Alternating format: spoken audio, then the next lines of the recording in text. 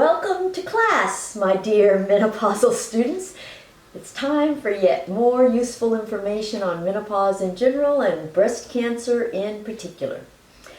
You have chosen to watch a video in the big unit on breast cancer that began with video number 356. This is video number 377, making it the 22nd video in the unit. We're in the section of the unit that addresses the risk factors for breast cancer. And I've covered all the risk factors except the ones in the very last category of risk factors, diet and lifestyle. So this video is on diet and lifestyle as risk factors for breast cancer. If you have my book, and I sure hope you do, you'll find this information in chapter 30 in both the first and the second edition. But I will make it more fun in this video. I promise. As you've seen with all the diseases we've discussed throughout this education, there are always diet and lifestyle risk factors for every single disease. The key is to know what they are for each particular disease so that you can minimize the likelihood of getting the diseases that pose the greatest risks for you. Women are not robots. We are all different, so our risks for various diseases are different. This is why using sound bites as your guide or comparing yourself to others is never a successful way to manage your menopause. Instead, you have to know the specific risk factors for each disease, know the parameters of each risk factor, and tailor those details specifically to you. Not only that, you have to deal with your reality. What I love about diet and lifestyle risk factors is that these are the things over which you have complete control. What I don't love about diet and lifestyle risk factors is that these are the things about which women kid themselves. To assess your diet and lifestyle risk factors, you have to be completely honest with yourself.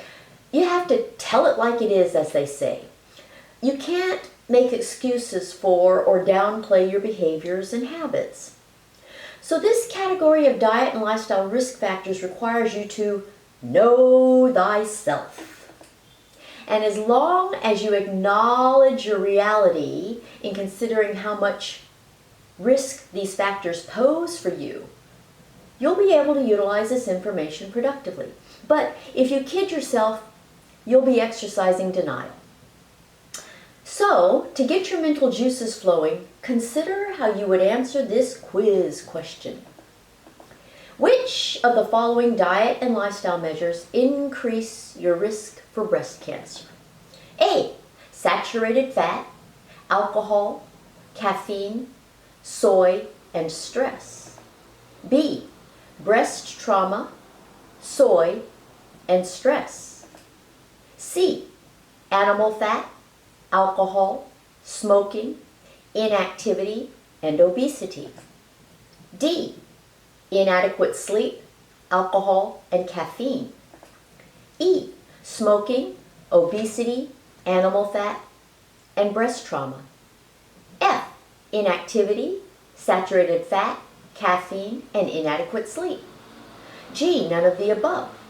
H. A and E above. I. C and F above.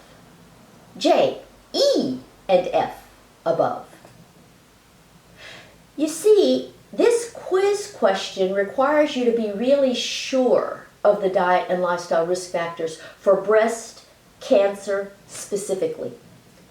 You can't be vague. You can't extrapolate the risk factors for other diseases to breast cancer. You have to know precisely the risk factors for breast cancer. So were you sure or unsure? If you're unsure on this, you'll be unsure on how your lifestyle is contributing to your risk of breast cancer too. So here's the quiz question again with the answer in bold. So So, the diet and lifestyle risk factors for breast cancer include animal fat, alcohol, smoking, inactivity, and obesity. Let's address each one in turn so that you have them solidified in your mind as risk factors for breast cancer. Okay, the first diet and lifestyle risk factor for breast cancer is fat. Saturated fat. But it's even more specific than that. It's saturated animal fat. So, it's not just saturated fat in general. Instead, it's the kind of fat that increases your risk for breast cancer, being animal fat in particular. That's a very important distinction. Studies show that only the saturated fats that come from animals increase your risk, whereas saturated fats that come from plants do not. Animal fat comes in the form of both animals themselves and animal products. So it includes both meat and dairy products. I always refer to animal flesh as foods that have a face. That's this kind of stuff. And I refer to products of animals as foods that have a mother. Okay? So it's not only the foods with faces, it's the foods with a mother also. Now, you encountered this same phenomenon in the unit on heart attack, but quantifying precisely how much animal fat increases your risk for breast cancer is very inexact. Now, this is because the only valid way of doing so is to compare women who eat no animal products at all, nothing with a face and nothing with a mother, to women who eat animal products routinely. But it also requires that the women under comparison be identical in every other way. This means their genetic profiles for breast cancer mutations have to match. Their family histories have to match. Their ages have to match. Their reproductive histories have to match. And their breast densities have to match. So it's virtually impossible to isolate the effect of animal fat. As a result, precise figures reflecting the degree of risk are only approximate for animal fat as a risk factor for breast cancer. And the approximate increase in your risk of breast cancer is on the order of about 13%. But this difficulty in studying the effect of saturated animal fat on your risk of breast cancer is not unique to either saturated animal fat or to breast cancer. It's a general principle that studying any diet or lifestyle factor is difficult. I mean, face it, how can you ever be sure that the factor of study is the real culprit in increasing your risk for a particular disease? You have all sorts of habits and behaviors. Isolating any one of them is not easy, and different studies will always give different statistics on the magnitude of the effect. So many of these relative risk ratios are only approximations. Okay, the second diet and lifestyle risk factor for breast cancer is alcohol. Now, this is the one that disturbs women the most. And that's because not only do a lot of women enjoy alcohol at the time of postmenopause, many actually crave it. Much later in this education, I'll teach you that alcohol is the #1 craving for menopausal women. For now, we want to focus on how it affects your risk of breast cancer. Unfortunately, for those of you who like to drink alcohol, your risk of breast cancer increases directly with the quantity of alcohol you consume. and it doesn't take much alcohol to significantly increase your risk of breast cancer. When I was researching this topic for you, I found big variations in the degree to which different quantities of alcohol increase your risk of breast cancer. One study claimed that 1 drink a day increases your risk by 10%. 2 drinks a day increases it by 20 to 25%. 3 to 4 drinks a day increases it by 55%. And 7 drinks a day increases it to 2.5 or 150% times higher than if you drank no alcohol. Another claimed that the risk of breast cancer is at least 60% higher in women who consume just 1 or more alcoholic beverage daily than women who do not drink at all. So these figures pertaining to the degree of increase in your risk for breast cancer are not absolute, but they give you a good idea of the huge impact alcohol has on your risk of breast cancer. And no matter which study you consult, they are all consistent with regard to declaring a direct relationship between the quantity of alcohol you drink and the degree of increase on your risk for breast cancer. If we graph this effect, it looks like this. What you see here is a chart of the effect of alcohol consumption on breast cancer risk.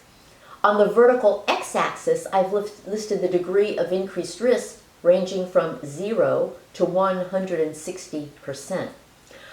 On the horizontal x-axis, I've listed the number of drinks consumed from 0 to 7. The blue line represents the increased risk of breast cancer in drinks per day. The orange line represents the increased risk of breast cancer in drinks per week. And the gray line represents the increased risk of breast cancer in drinks per month. And you can see that no matter how little alcohol you drink, there is a direct increase on your risk for breast cancer. This direct relationship between alcohol consumption and breast cancer has been demonstrated in a large number of studies. And while they all agree with this direct relationship, the actual numbers vary. This is why I always tell you to avoid relying on any one study for anything. And it's why I present the historical sequence of studies and the overall trends rather than dwelling on a single study.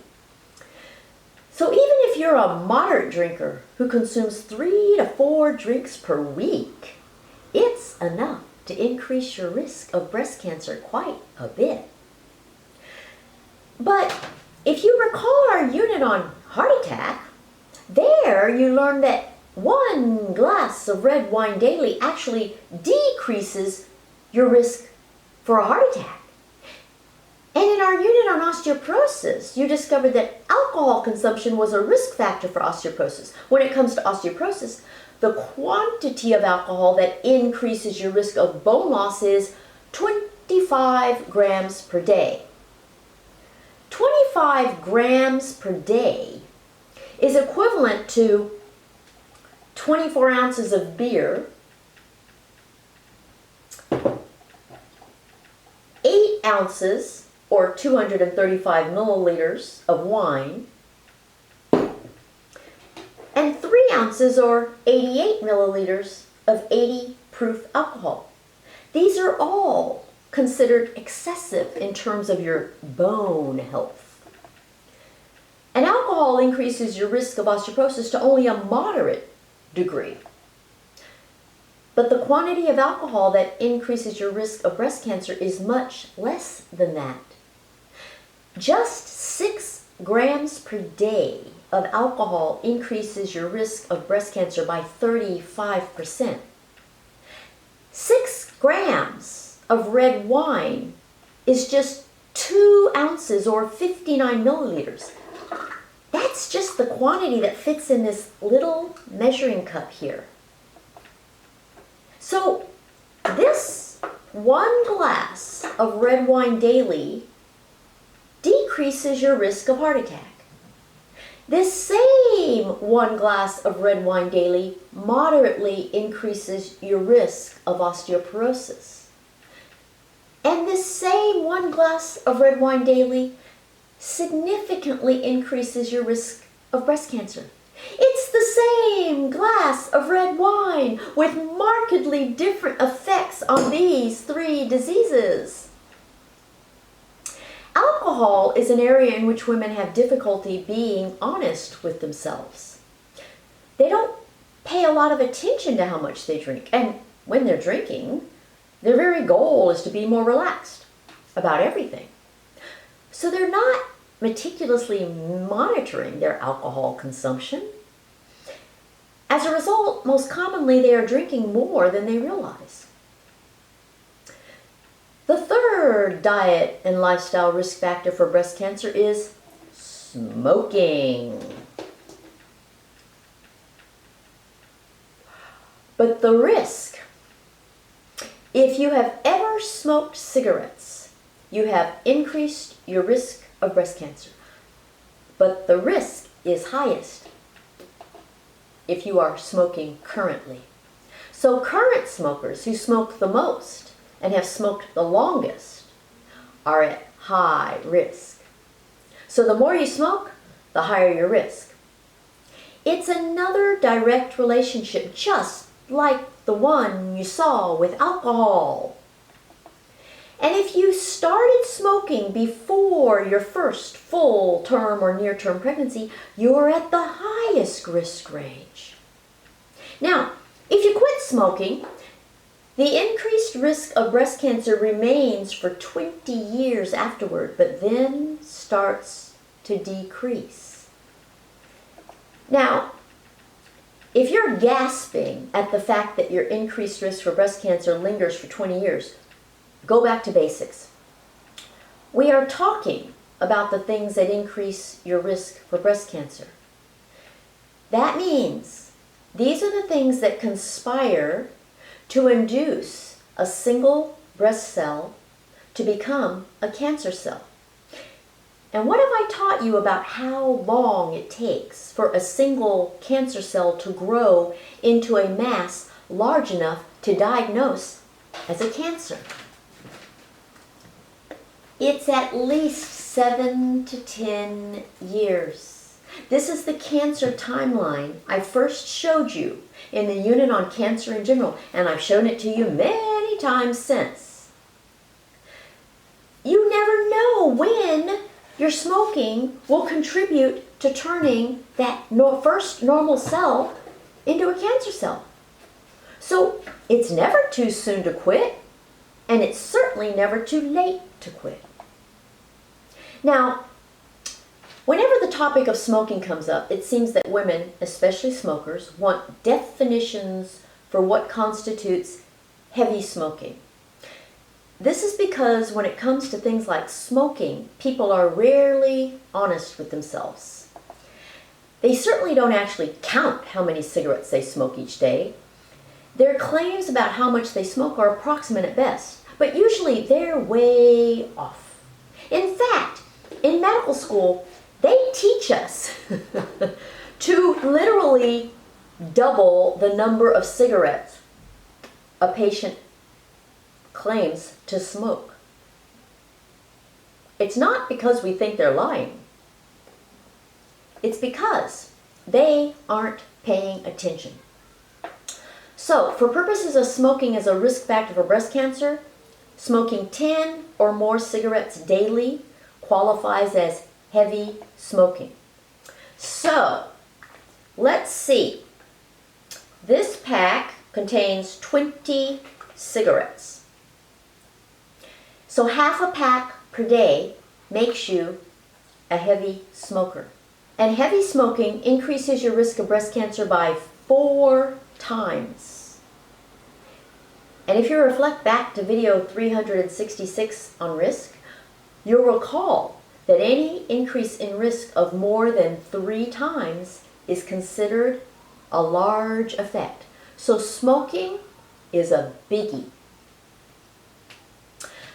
The fourth diet and lifestyle risk factor for breast cancer is inactivity. or a sedentary lifestyle?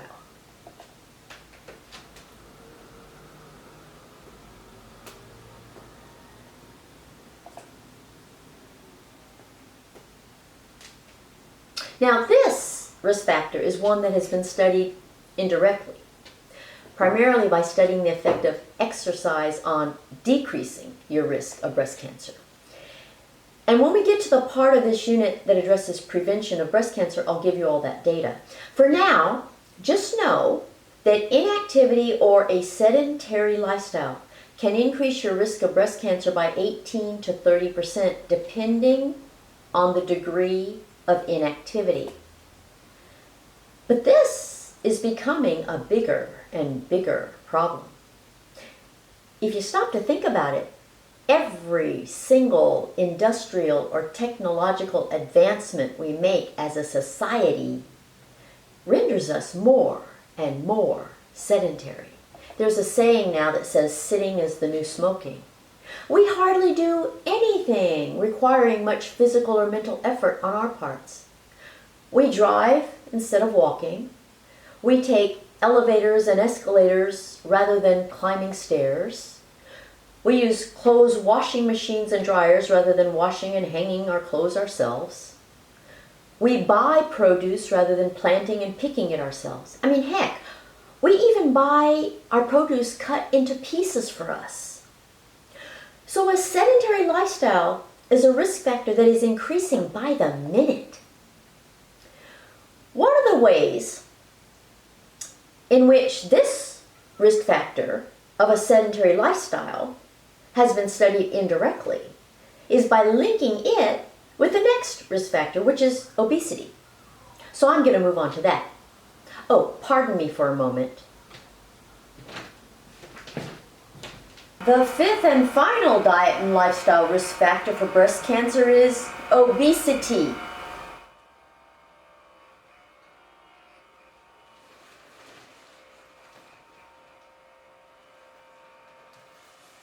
Now, this risk factor is completely independent of the other risk factors. Regardless of whether or not you have any of the other diet and lifestyle risk factors, obesity increases your risk for breast cancer all by itself. So, the extent to which obesity increases your risk of breast cancer is also directly proportional to the degree of obesity. The more obese you are, the greater your risk. So this is yet another risk factor that has an absolute direct relationship with your risk for breast cancer. In this diet and lifestyle video alone, you've seen that alcohol, smoking, sedentary lifestyle, and now obesity all increase your risk in direct proportion to degree of the risk factor. The kind of obesity matters too. If you have central obesity like this, in which you have an obese abdomen, it presents the highest risk. Once again, you saw this same phenomenon in the unit on heart attack.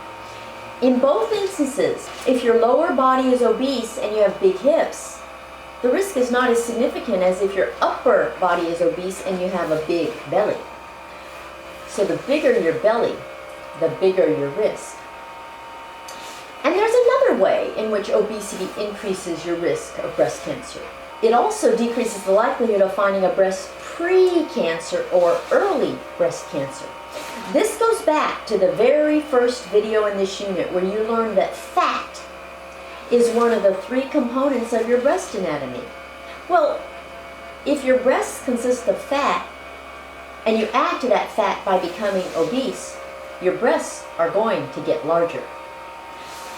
Larger breasts are better at concealing small breast cancers and precancers because fat makes everything more difficult. Fat obscures your ability to feel small changes in your breasts when you do a self-breast exam. Fat interferes with your doctor's ability to do a thorough exam when he or she does a clinical breast exam. Fat can even make it difficult to adequately visualize all of your breast tissue on mammogram. There's more overlapping of the tissue. So obesity can increase your risk of breast cancer by 5 to 25%. Now, always remember that no lifestyle factor works in a vacuum. And because diet and lifestyle constitute things we do in our everyday lives, it's not possible to isolate each factor and study it without contamination from other diet and lifestyle factors. So do not pluck one risk factor out of a bunch and place all the blame for breast cancer on just that one risk factor. Understand that your overall breast cancer risk is a culmination of all these risk factors working together. So, as we've done in previous risk factor tutorials, let's add all this to our risk factor chart. So while we do not have precise risk figures for every single one of these risk factors, you get the overall picture of what increases your risk of breast cancer. But let's stand back and consider a few things. First of all, let's take into consideration the relative impacts of the different categories of risk factors for breast cancer. In other words, how much does your diet and lifestyle influence your risk compared to the other categories of risk factors? There are 7 categories of risk factors: genetic, personal history of cancer, family history, age, menstrual life, breast density, and lifestyle. So if I add a column to our risk chart ranking the degree to which each category contributes to your risk of breast cancer, we get this. All I've done here is add a column labeled degree of contribution. It's the second column in the chart. And it ranks these 7 categories from 1st to 7th place in terms of their degree of relative risk impact on breast cancer. And if you look at this ranking, diet and lifestyle comes in 4th among the 7 categories. But wait, that's not all there is to it. We need to consider what percentage of breast cancers fall into each of these categories. We want to focus on the risk factors that matter most, meaning the ones that affect the most women. We don't want to focus on something that only affects a few women. So if I add yet another column to our ever-expanding chart to reflect the percentage of breast cancers that are a result of each category of risk factors, we get this. Now you see that I've added a new column to the right of the one we just created a few moments ago. It's labeled percentage of cancers. And you see that genetics only accounts for 5 to 10% of breast cancers. Personal history of cancer accounts for only 5 to 10% of breast cancers. Family history of cancer accounts for only 10 to 15% of breast cancers. Age accounts for only 20 to 25% of breast cancers. Menstrual life accounts for only 15 to 20% of breast cancers, while dense breasts account for 50% of breast cancers, and lifestyle factors account for 50% of breast cancers. Now, I've taught you that 50% of women have dense breasts, so it's no surprise that dense breasts account for a large proportion of breast cancers. But the lifestyle category, oh my! How did it become so important? Well, it's because how we live our lives has a greater impact than any of the other risk factors. Your diet and lifestyle habits can modify all the other categories. It can't erase them, but your diet and lifestyle habits can reduce the effect the others have on your risk of breast cancer. and lifestyle factors can even influence whether or not a genetic mutation manifests itself as breast cancer. You've learned that the term for this is epigenetics. Epigenetics consists of modifying the effects of your genes with your lifestyle. So this diet and lifestyle category is much more powerful than it appears. When it comes to nature versus nurture, your lifestyle constitutes nurture. Genetic mutations constitute nature. And while genetic mutations pose the strongest risk for breast cancer, they do not constitute your destiny. How you live your life is equally as important. So nurture can trump nature. So while women focus on all these other factors that increase their risk for breast cancer, they intend to ignore the one that has the greatest impact of all: diet and lifestyle. In essence, we cause most of our own breast cancers. So the profile of a woman who has a high risk of breast cancer based on her diet and lifestyle is one who eats a diet high in animal fat, drinks alcohol, smokes, lives a sedentary lifestyle. I don't know how smokers talk with a cigarette in their mouth. I think that's just horrible. And falls into the obese weight category. But let's just stop here a minute and think about the lifestyle factors that nobody has studied. I don't know about you, but I am curious. I want to know what causes breast cancer.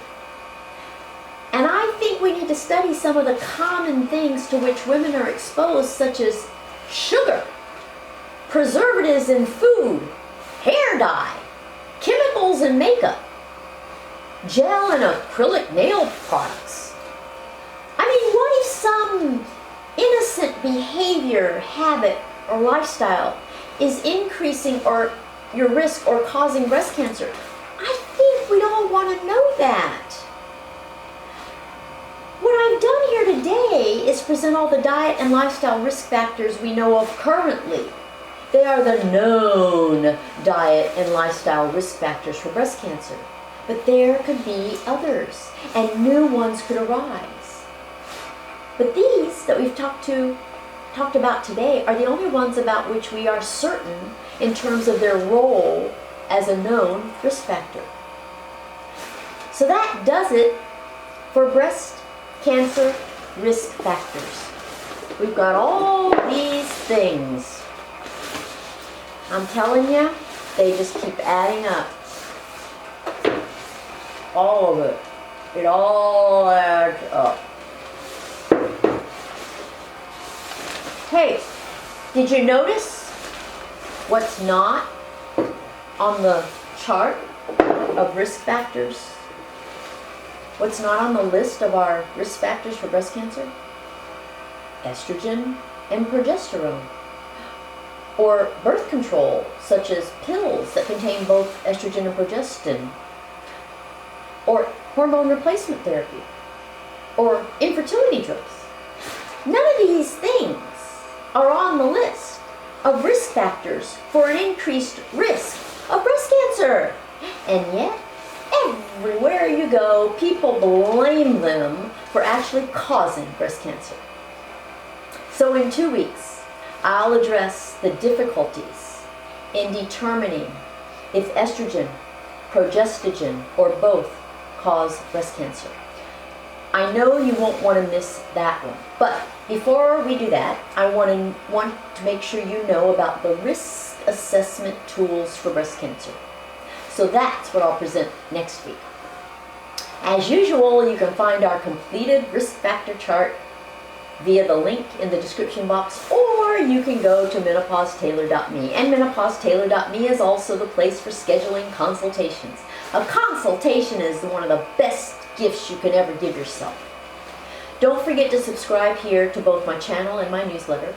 And if you want to find me on social media, you can do so on Facebook, Instagram, Pinterest, and Stories. Bye!